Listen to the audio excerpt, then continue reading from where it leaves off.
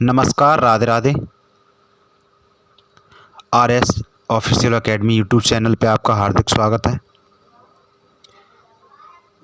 आप कैसे हैं? उम्मीद है आप बहुत अच्छे होंगे।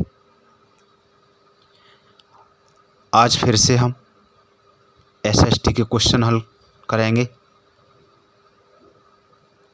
पीछे जो आपको अध्ययन कराया गया है, पढ़ाया गया है, उनको सभी बच्चे याद करते जाएंगे, क्योंकि ये बहुत ही मोस्ट इम्पोर्टेंट क्वेश्चन है आपके लिए।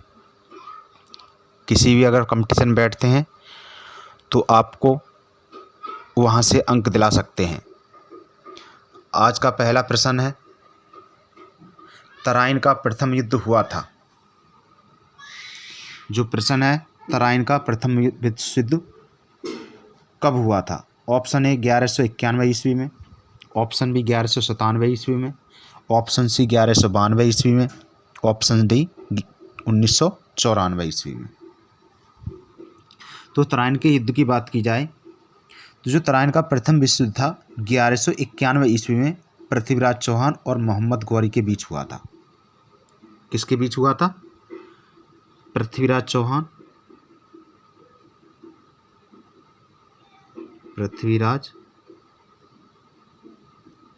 चौहान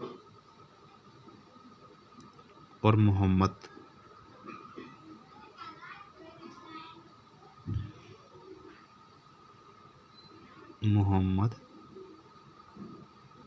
गौरी।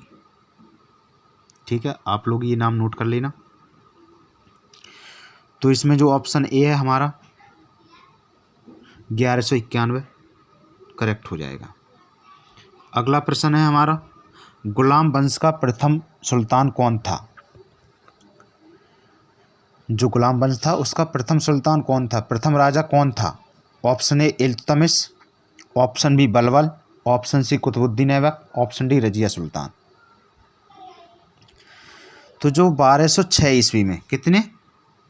1206 ईस्वी में महमूद गौरी की मृत्यु के बाद, किसकी मृत्यु के बाद? महमूद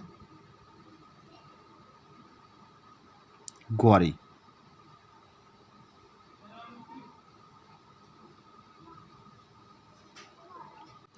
इसमें ये महमूद गौरी नहीं है, सॉरी, इसमें जो हमारा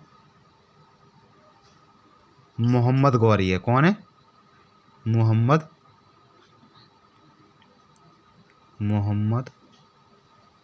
गौरी। ठीक है, ऐसे भी लिखते हैं और इस प्रकार भी लिखते हैं मोहम्मद। ठीक है, आपको जैसा लगे वैसा लिख सकते हो। तो 1206 ईस्वी में मोहम्मद गौरी की मृत्यु के बाद कुतुबुद्दीन ऐबक दिल्ली के सिंहासन पर बैठा। इसी के साथ भारत में पहली बार गुलाम वंश की स्थापना हुई थी। कब हुई थी? 1206 ईस्वी में हुई थी। ठीक है, तो जो गुलाम वंश का प्रथम सुल्तान था हमारा, जो ऑप्शन सी है कुतुबुद्दीन ऐबक, ये सही हो जाएगा। अगला प्रश्न है, विश्व की सबसे लंबी नदी कौन सी है?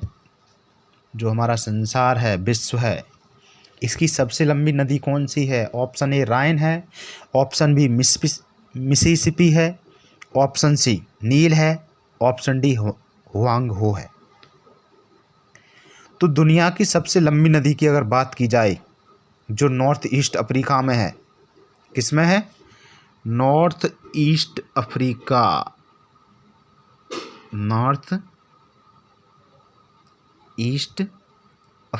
में है। ठीक है, आप लोग ये नाम नोट कर लेना। जो दुनिया की सबसे लंबी नदी कहाँ पर है? दक्षिण पूर्व अफ्रीका में बहने वाली है। ठीक है, इस नदी का नाम नील नदी है। ठीक है, इसकी लंबाई, जो अगर नील नदी की लंबाई की बात की जाए तो ये 6650 किलोमीटर है। कितनी है? इसको भी आप लोग याद कर लेना। ठीक है, 6650 किलोमीटर की है। तो जो विश्व की सबसे लंबी नदी है, हमारा ऑप्शन सी नील नदी करेक्ट हो जाएगा। अगला प्रश्न है, सक्रिय ज्वालामुखी का उदाहरण है। Option A Popa, option B Vesuvius, option C Fujiyama, option D Stromboli. यदि वर्तमान समय में इसके बारे में जानते हैं, सक्रिय ज्वालामुखी है क्या। यदि हम वर्तमान समय की बात करें तो इसमें भी ज्वालामुखी विस्फोट नियमित रूप से होते रहते हैं। तो ऐसे ज्वालामुखियों को हम सक्रिय ज्वालामुखी कहते हैं। उदाहरण के लिए मान लो जापान में जो माउंट है फुजियामा, और भूमध्य सागर में माउंट स्ट्राम्बोली है। ठीक है, तो जो हमारा ऑप्शन डी है स्ट्राम्बोली, वो सही हो जाएगा। ऑप्शन डी करेक्ट हो जाएगा। अगला प्रश्न है, समानता का अधिकार किस अनुच्छेद में वर्णित है। जो हमारा भारतीय संविधान है उसमें कौन सा अनुच्छेद है जिसमें हमें समानता का अधिकार मिला हुआ है। ऑप्शन ए अनुच्छेद 19-22, अनुच्छेद 14-18, ऑप्शन बी, ऑप्शन सी अनुच्छेद 6-12, ऑप्शन डी अनुच्छेद 16-18। देखो, सबसे पहले समानता का अधिकार होता क्या है इसके बारे में जानते हैं। सभी व्यक्तियों के साथ अवसर, रोजगार, पदोन्नति आदि के मामलों में समान व्यवहार को संदर्भित करता है। चाहे अवसर हो, चाहे रोजगार हो, चाहे पद में उन्नति हो रही हो, इन सभी में सब में समान व्यवहार मिलेगा। चाहे उनकी जाति कोई सी हो, चाहे किसी भी धर्म का हो, किसी भी लिंग का हो, या जन्म स्थान कुछ भी हो, इससे कोई फर्क नहीं पड़ता है। तो जो समानता का अधिकार अनुच्छेद है हमें 14-18 को कहा गया है। किसको कहा गया है? 14-18 को कहा गया है। तो जो हमारा ऑप्शन बी है वो सही हो जाएगा, ऑप्शन बी। अगला प्रश्न है, अजमेर में किस सूफी संत की दरगाह है। जो हमारा अजमेर है इसमें किस सूफी संत की दरगाह है, दरगाह बनी हुई है। Option A Khwaja Nizamuddin Auliya, option B Khwaja Moinuddin Chishti, option C Qutbuddin Bakhtiyar Kaki, option D Khwaja Salim Chishti. तो इसमें बात करते हैं, जो अजमेर है शरीफ दरगाह भारत के राजस्थान राज्य के अजमेर नगर में। तो अजमेर शरीफ दरगाह भारत के राजस्थान राज्य के अजमेर नगर में स्थित कौन सा राज्य? राजस्थान राज्य, राजस्थान। ठीक है, आप लोग ये जब नया कुछ लिखा जाता है तो उसको नोट करते जाइए।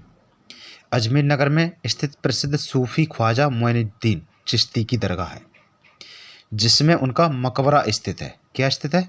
मकबरा। तो जो हमारा ऑप्शन बी है ख्वाजा मोइनुद्दीन चिश्ती सही हो जाएगा। अगला प्रश्न है, बैंक ड्राफ्ट है। जो बैंक ड्राफ्ट है क्या है? ऑप्शन ए साख मुद्रा, ऑप्शन बी वास्तविक मुद्रा, ऑप्शन सी प्रतिनिधि पत्र मुद्रा, ऑप्शन डी परिवर्तनशील पत्र मुद्रा। तो जो बैंक ड्राफ्ट है, परिवर्तनशील पत्र मुद्रा ड्राफ्ट बैंक द्वारा बनाया जाता है और इसमें प्राप्तकर्ता का नाम और राशि शामिल होता है। जो बैंक ड्राफ्ट है वो हमारा ऑप्शन डी परिवर्तन मुद्रा हो जाएगा। अगला प्रश्न है, ग्रांड ट्रंक रोड का निर्माण किस शासन ने करवाया था? किस शासक ने करवाया था? जो हमारा जीटी रोड शॉर्ट में बोलते हैं, ग्रांड ट्रंक रोड का निर्माण किस शासक ने करवाया था? ऑप्शन ए अकबर ने, ऑप्शन बी शेर शाह सूरी ने, ऑप्शन सी शेख अफगान ने, ऑप्शन डी नादिर शाह ने। तो जो ग्रांड ट्रंक रोड की बात की जाए तो वो 16वीं शताब्दी में बना हुआ था। कौन सी शताब्दी में? 16वीं शताब्दी में बना हुआ है, जिसका निर्माण शेर शाह सूरी ने करवाया था। इसे सड़क ए आजम किसके नाम से? सड़क ए आजम। ठीक है, सड़क ए आजम के नाम से जाना जाता है। इस रोड का निर्माण शेर शाह सूरी ने करवाया था। तो जो हमारा ऑप्शन बी है सही हो जाएगा, शेर शाह सूरी। अगला प्रश्न है, भारत का नेपोलियन किसे कहा जाता है? ऑप्शन ए चंद्रगुप्त मौर्य को, ऑप्शन बी समुद्रगुप्त को, ऑप्शन सी अशोक महान को, ऑप्शन डी चंद्रगुप्त द्वितीय विक्रमादित्य को। तो इसमें भारत का जो नेपोलियन है समुद्रगुप्त को कहा जाता है। सबसे पहले V.S. स्मिथ द्वारा समुद्रगुप्त को भारत के नेपोलियन की संज्ञा दी गई थी। जो समुद्रगुप्त था इसको नेपोलियन की संज्ञा किसने दी थी? तो V.S.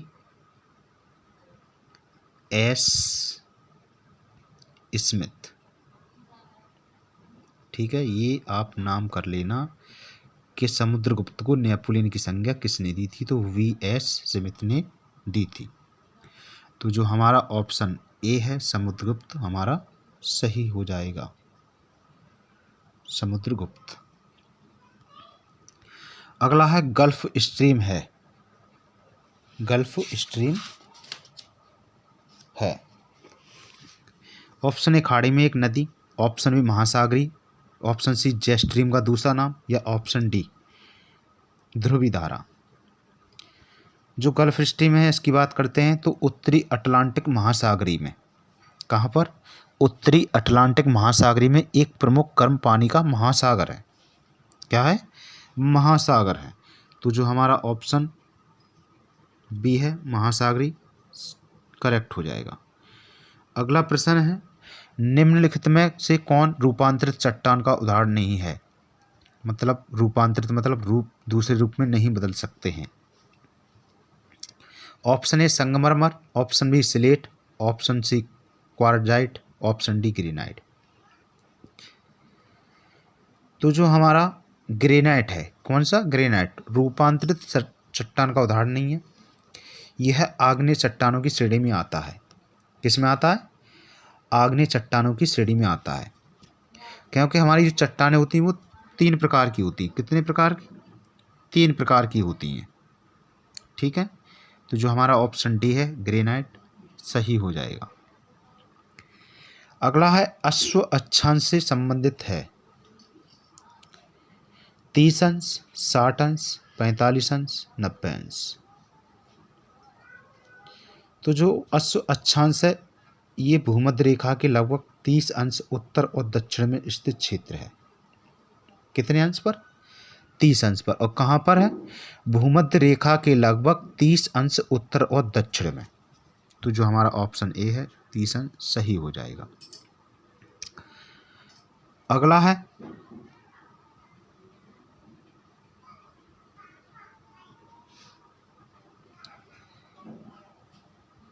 मोहम्मद बिन तुगलक अपनी राजधानी दिल्ली से ले गया। कहाँ ले गया? Option A Daulatabad, option B Kannauj, option C Kalinjar, option D Lahore. कहाँ पर ले गया? तो बात करते हैं मोहम्मद बिन तुगलक की। इसने 1327 ईस्वी में, कब? 1327 ईस्वी में अपनी राजधानी दिल्ली से देवगिरी में स्थानांतरित कर दी थी। कहाँ पर करती थी? देवगिरी में। देवगिरी। और बाद में इसका नाम बदलकर दौलताबाद कर दिया गया। ठीक है, तो जो हमारा ऑप्शन ए है दौलताबाद वो करेक्ट हो जाएगा। ये आज का हमारा लास्ट प्रश्न था। अगले भाग में मिलते हैं, तब तक के लिए नमस्कार, जय हिंद।